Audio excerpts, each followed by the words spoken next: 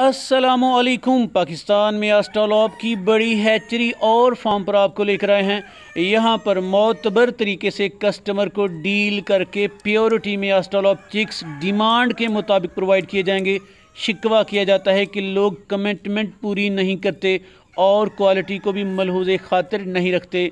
बाद लोगों के रेट सुनकर पाँव तले से ज़मीन निकल जाती है, लेकिन अब ऐसा नहीं होगा। ब्रीडर का दिल खोल कर दीदार फरमाएं। इसी ब्रीडर के चिक्स आपको प्रोवाइड किए जाएंगे। अगर आप ब्रीडर की क्वालिटी से मुतमिन हूँ तो बिला झिझक स्क्रीन पर दिए गए नंबर्स पर राब्ता करके आप अपना ऑर्डर बुक करवा सकते हैं। हर 3 दिन के बाद हमारा तकरीबन एक हैच कंप्लीट होता है, जिसमें हम आपको तकरीबन 1000 चिक्स प्रोवाइड कर सकते हैं। हमारी दिलो जान से ये कोशिश होगी कि हम अपनी कमिटमेंट पर पूरा उतरते हुए आपके एतमाद को बहाल रखें और एक देरीना और अच्छा ताल्लुक़ इस्तवार कर पाएँ। बेशुमार गुजारिशात में से एक गुजारिश ये भी होगी कि बराह मेहरबानी कॉल की बजाय व्हाट्सएप पर मैसेज करें। हम आपको जितना पॉसिबल हो सका जल्द रिप्लाई करेंगे।